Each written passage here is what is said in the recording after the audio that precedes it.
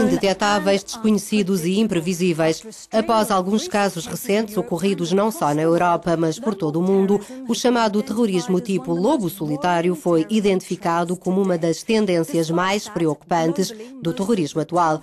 Mesmo assim, a maior parte das 12.500 mortes atribuíveis a ataques terroristas no ano passado resultaram da ação de grupos conhecidos. Na Europa, contudo, lidamos com uma situação diferente. Os números caem. Dos 174 ataques registados, os 2 que se revelaram fatais deveram-se a indivíduos que terão agido sozinhos. O que acontece é que é muito mais difícil para as autoridades vigiarem um só terrorista do que acompanharem as atividades de um grupo. Vejamos então o perfil destes lobos solitários. No ano passado, 77 pessoas foram mortas nos ataques em Oslo e na ilha do Utoya. O ataque foi levado a cabo por um radical de extrema-direita, Anders Breivik. Apesar de não se tratar de algo inédito, o terrorismo tipo lobo solitário concentrou as atenções. As autoridades norte-americanas afirmam que se trata de uma ameaça considerável e as europeias sublinham que os avanços tecnológicos poderão encorajar o crescimento do fenómeno. Alain Boer, professor e investigador em criminologia, traça o perfil deste tipo de terroristas. Em termos gerais, do ponto de vista criminal e terrorista, os lobos solitários são indivíduos isolados que não obedecem a ordens e não dependem de apoio logístico. Há duas categorias, aqueles que se deixam apanhar e os que não se deixam apanhar. Essencialmente, eles tentam dizer quem são e o que fazem. Pour l'essentiel, ils essayent de dire qui ils sont et ce qu'ils font. Do outro lado da fronteira ideológica, há provas que sugerem que a Al-Qaeda tem encorajado este tipo de ações.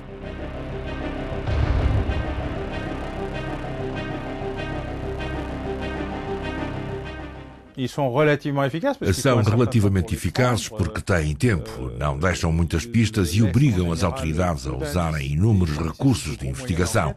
Acima de tudo, a ausência de ligações ao exterior dificulta a sua identificação, que é uma tarefa dos serviços de espionagem e investigação.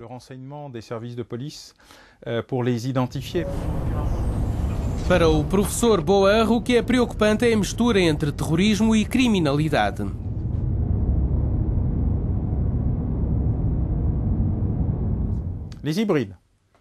Os híbridos, aqueles que não são 100% terroristas.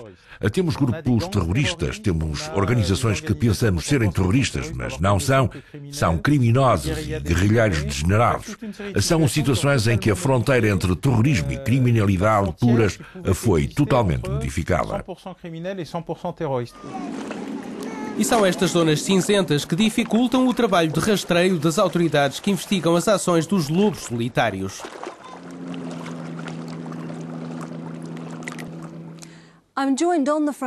Para discutir a questão do terrorismo e dos lobos solitários, tenho comigo Claude Moniquet, antigo espião francês e agora diretor do Centro Europeu de Espionagem Estratégica e Segurança, e o Dr. Guido Steinberg, um perito em terrorismo do Instituto Alemão de Assuntos Internacionais e de Segurança e antigo conselheiro da Chancelaria Alemã. Claude, gostaria de começar consigo. Tal como vimos na reportagem, lobos solitários não são terroristas nem criminosos a 100%. É esta a face emergente do terrorismo?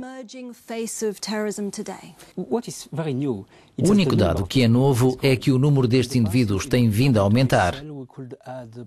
Antes, uma célula terrorista poderia ter 1 ou 2 indivíduos com cadastro criminal em cada 10 ou 20 pessoas detidas.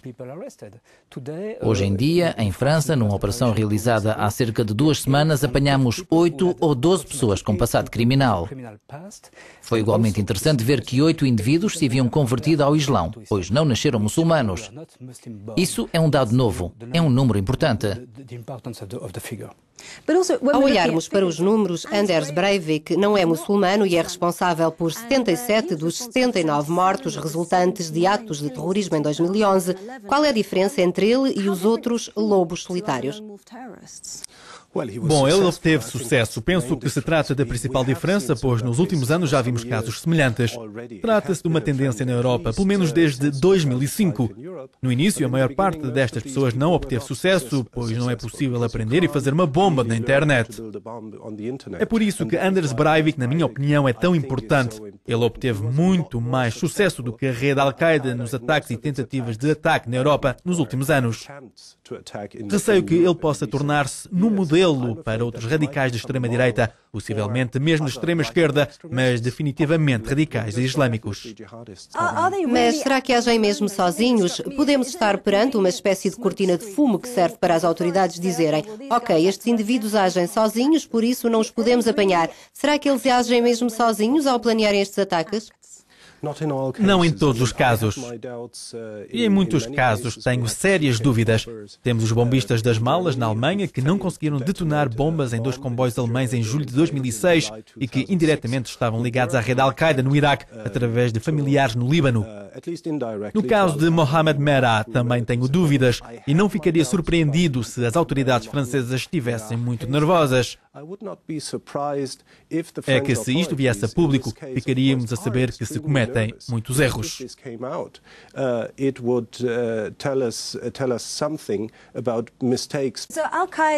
A Al-Qaeda apelou recentemente aos militantes para agirem individualmente enquanto lobos solitários.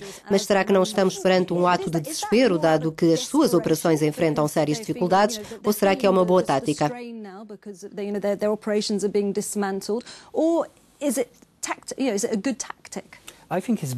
Penso que são as duas coisas. É desespero, por um lado, porque a Al-Qaeda está hoje circunscrita à região Afeganistão-Paquistão e é muito difícil movimentarem-se e agirem. Cerca de 3 ou 4 líderes da Al-Qaeda foram também capturados pelos norte-americanos ou outros nos últimos 10 anos. Assim, hoje em dia, eles não têm grande capacidade. Estão desesperados. Ao mesmo tempo, penso que aprenderam algo muito importante. Eles perceberam que não precisam de formação, de gastar dinheiro para atrair pessoas para o Afeganistão, Iraque e Paquistão, treiná-las durante meses, enviando-as de regresso à Europa. Na Europa existem recursos humanos consideráveis nos subúrbios. Pessoas desesperadas que têm contas a ajustar com a Europa, porque não se conseguiram integrar. Pessoas que, com razão ou não, sentem-se excluídas da sociedade. Essas pessoas só precisam de um pequeno incentivo para agirem.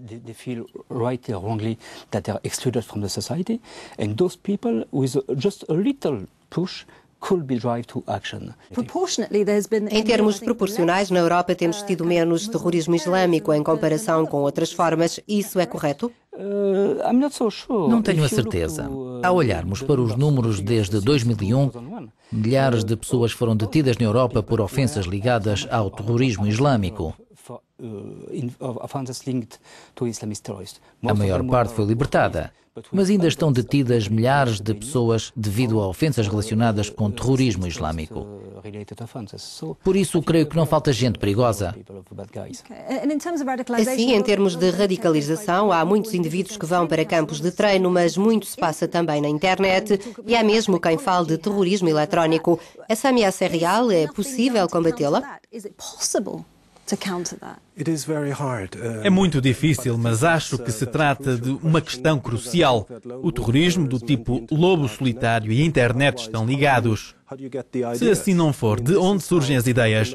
Na maior parte dos casos em que sabemos que as pessoas agiram sozinhas ou de forma relativamente independente de organizações maiores, a internet desempenhou um papel crucial, em particular devido aos vídeos.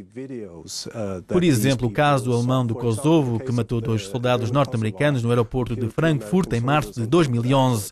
Ele foi exclusivamente radicalizado pela internet e não há nada que se possa fazer para erradicar estes materiais da internet. To eradicate the presence of these materials on the internet. O contra-terrorismo está a resultar, mesmo com a ameaça que enfrentamos? Penso que estamos longe do nosso melhor. Isso é muito claro. Mas não sou demasiado negativo relativamente aos serviços de espionagem e segurança na Europa. Fizemos muito. Ao olharmos para os números dos últimos 10 anos, evitamos 30 a 40 ataques na Europa devido ao trabalho de espionagem, da polícia e da justiça. Isso não é nada mau. E o que diria em termos gerais? Qual é a maior ameaça ao nível do terrorismo hoje em dia? Serão os lobos solitários ou é outra coisa? Não, penso que ainda se trata dos radicais islâmicos, mas, ao mesmo tempo, insistiria que essa não é a questão mais importante. Temos que lutar contra todos os radicais em alguns países, incluindo a Alemanha. Esqueceram-se de lutar contra parte da ameaça geral por causa dos radicais islâmicos depois do 11 de setembro. Na Alemanha, esquecemos de lutar contra os grupos de extrema-direita, especialmente na Alemanha de Leste.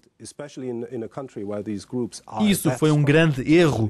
Por isso, não nos devemos concentrar em nenhum grupo em particular, mas abarcar todos os grupos, desde os radicais islâmicos até à extrema-esquerda e direita. Mesmo se pensarmos que são fracos ou irrelevantes, isso pode não ser verdade. Penso que Anders Breivik ilustra bem o caso. That is often not the case. Anders Breivik, I think, is the best example for that. De novo, em termos gerais, vejamos. O 11 de setembro, Madrid, Londres, não estão a afastar a possibilidade de um ataque a esta escala?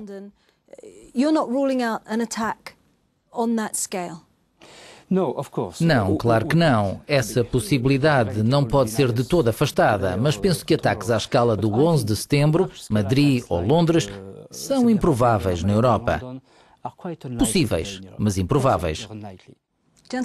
Muito obrigado a ambos.